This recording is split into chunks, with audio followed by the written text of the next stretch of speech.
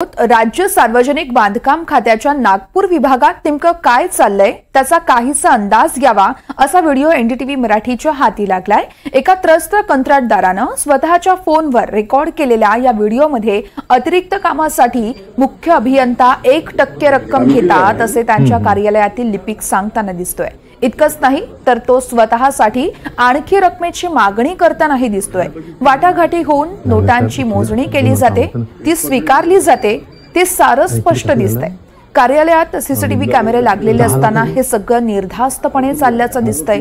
मुख्य म्हणजे तक्रारदारानं या प्रकरणाची व्हिडिओसह तक्रार केल्यानंतर 1 महिना उलटून गेलाय, पण अद्यापही ठोस कारवाई झालेली नाहीये। या प्रकरणी मुख्य अभियंता नंदनवार यांची बाजू ऑन कॅमेरा जाणून घेण्यासाठी एनडीटीव्ही मराठीची टीम त्यांच्या कार्यालयात गेली असताना ते 1.5 तास भेटलेच नाहीत। त्यानंतर ते अचानक ऑनलाईन बैठकीसाठी निघून गेल्याचं सांगण्यात आलं आणि मुख्य अभियंता यांनी फोन करून मला ऑन कॅमेरा बोलायचं नसल्याचं सांगितलंय। अतिरिक्त कामांसाठी मुख्य अभियंता घेतो 1% रक्कम असा सवाल या निमित्तानं आता उपस्थित केला जाऊ शकतोय।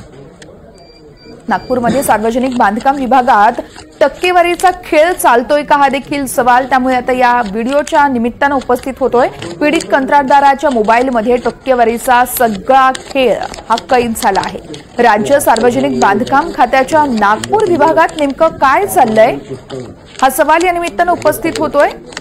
एनडीटीव्ही मराठीच्या हाती हा व्हिडिओ लागला। एका त्रस्त कंत्राटदारानं स्वतःच्या फोनवर रेकॉर्ड केलेल्या या व्हिडिओमध्ये अतिरिक्त कामासाठी मुख्य अभियंता 1% रक्कम घेतात असं त्यांच्या कार्यालयातील लिपिक सांगताना दिसतोय। इतकंच नाही तर तो स्वतःसाठी आणखी रकमेचीही मागणी करताना दिसतोय। वाटाघाटी होऊन नोटांची मोजणी केली जाते, ती रक्कमही स्वीकारली जाते, ते सारं स्पष्ट दिसतंय। कार्यालयात सीसीटीव्ही कॅमेरे लागलेले असताना देखील हे सगळं काही निर्धास्तपणे चालल्याचं दिसतंय। मुख्य म्हणजे तक्रारदारानं या प्रकरणाची व्हिडिओसह तक्रार केली आहे। 1 महिना उलटलाय तरी देखील कोणतीही ठोस कारवाई झाली नाहीये, त्यामुळे पोलिसांवर देखील प्रश्नचिन्ह उपस्थित केलं जातंय। नागपूरचे पोलीस काय करतात या निमित्तानं हे प्रश्न उपस्थित केले जात आहेत। या प्रकरणी मुख्य अभियंता नंदनवार यांची बाजू ऑन कॅमेरा जाणून घेण्यासाठी टीम पोहोचली असता त्यांच्याकडून कारण देत नकार देण्यात आलाय।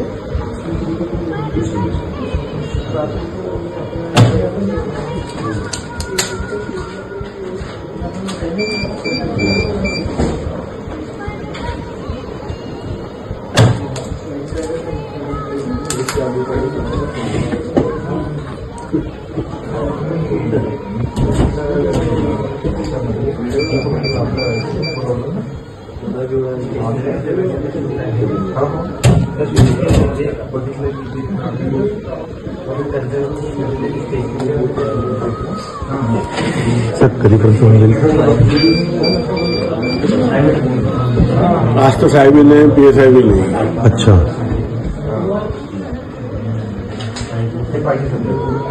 उद्या कुठं होईल? अच्छा, आणि परवा मग तिकडे जाईल? नाही होईल, एवढ्या लवकर निघते। अच्छा, मग 1 आठवडा लागेल? 2-3 दिवस तर लागते। शुक्रवारपर्यंत ना? ठीक आहे, थँक्यू। आमचं गेलं होतं? हां, आमचं गेलं होतं? कोणाचं? आमचं तुमच्या आता सर याच्यात नाही आहे का? ते साहेबाचं आहे बाबा। तुमचं किती सर? तुमच्या हिशोबाने तुम्ही सांगा ना सर।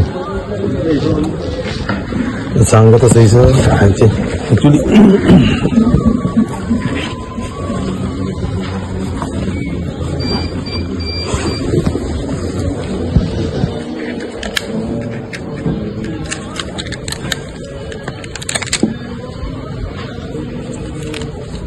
किती सर? अरे सर बोलून घ्या, म्हणजे कसं नाही का आणखी नाही ना सर, जास्त होतं ना?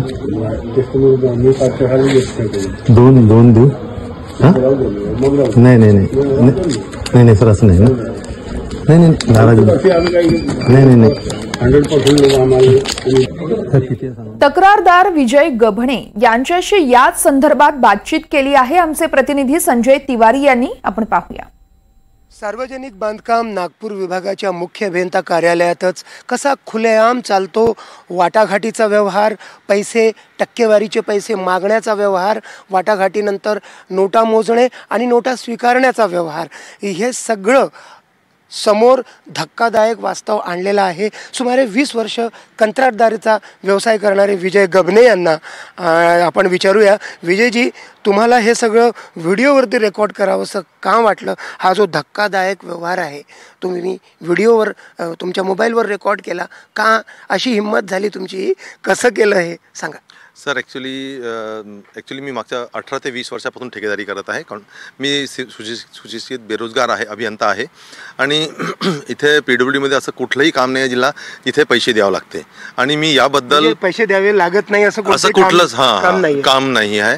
आणि प्रत्येक कामात प्रत्येक याच्यात आणि जर जसं मी प्रत्यक्ष यांना प्रत्येकदा विरोध करतो या विषयावर, तर मला हे जाणून बुजून मला साईटवर डिसिजन नाही देत, जेणेकरून माझं जे काम आहे ते डिले होतं. जाणून बुजून हे लोक डिले करतात, म्हणजे हे आमच्याकडे यायला पाहिजे वगैरे वगैरे. तर सर असं झालं, माझं एक काम होतं construction of sub registrar at Kamthi. तिथलं मी बांधकाम केलेलं 18-19चा ॲग्रीमेंट होता, तो 1 करोडचं काम होतं. आणि त्यातले जे फील्ड ऑफिसर्स होते त्यांनी माझं काम ॲक्सेस करून घेतलेलं आहे तिथे 10 लाखाचं. परंतु जो ॲक्सेस प्रपोजल बनला तो एकूण 27 लाखाचा बनला. तर हे जे ॲक्सेस प्रपोजल होते याची जे मान्यता आहे ते द्यायसाठी सी ऑफिसला येत होतं प्रपोजल. तर ते प्रपोजल इथे आलं होतं आणि अशा विषयावर मी पुष्कळदा सीईला, ईला, आपला SEला आणि एक्झिक्युटिव्हला पुष्कळदा कंप्लेंटसुद्धा तक्रारी केली आहे. पण हे लोक कधीच मला सतत म्हणते का तुमच्याकडे पुरावे नाही आहे, तुम्ही पुरावे आणा, त्याशिवाय आम्ही कारवाई नाही करू शकत. कोणावरच आम्ही कारवाई नाही करू शकत. म्हणून तुम्ही रेकॉर्डिंग हां, म्हणून मी म्हटलं मग यांना आता जर आपल्याला प्रूफच पाहिजे आहे तर मग मी यांना प्रूफ द्यासाठी ही आता पूर्ण व्हिडिओ रेकॉर्डिंग केली आहे. आणि हे सी ऑफिसमधलीच आहे, जे की ॲक्च्युली आपले जे आहे तिथले बाबू, हे मी 27 जानेवारीला केलेलं आहे. तर रेकॉर्डिंगमध्ये एक हांडे नावाचे क्लर्क आहेत, त्यांच्याशी तुम्ही बोलताय. थोडक्यात सांगा काय तिथे घडलं? ॲक्च्युली सर, माझं प्रपोजल जसंच गेलं तर मी तिथे गेलं आणि विचारलं का माझं प्रपोजल कुठे आहे.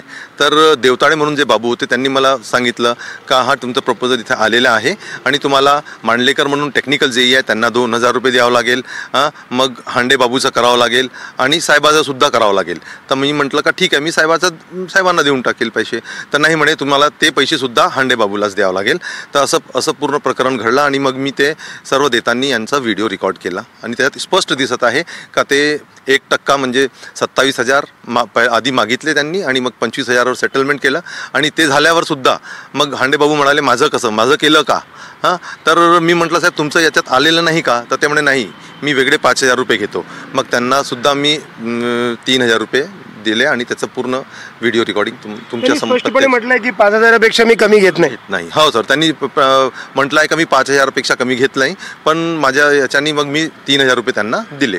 हे घडल्यानंतर तुम्ही तक्रार सुद्धा केली, काय परिस्थिती आहे आत्ता या घडीला, काय स्टेटस आहे? सर बघा, मी 10/2ला मग तक्रार केली सी साहेबांना का तुमच्या नावाखाली हा जो आहे हांडे साहेब हा असं 1% पैसे घेत आहे. परंतु त्यांनी आजपर्यंत त्यांच्यावर कुठलीही कारवाई केली नाही आहे. आणि माझं थोडासा लेट होण्याचा किंवा माझी तक्रार करणे आतापर्यंत माझे पैसेसुद्धा नाही निघाले आणि माझं प्रपोजल फक्त डिव्हिजन ऑफिसला पोहोचलेलं आहे बस.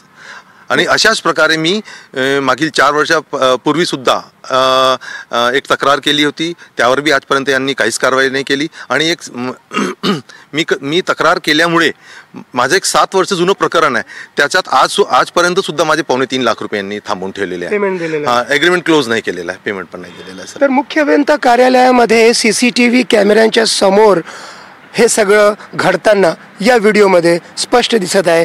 आणि हे वास्तव खरोखरच आजच्या प्रचंड वेदना देणारं आणि धक्कादायक आहे. व्हिडिओ जर्नलिस्ट विनय शुक्लासोबत संजय तिवारी, NDTV मराठी, नागपूर.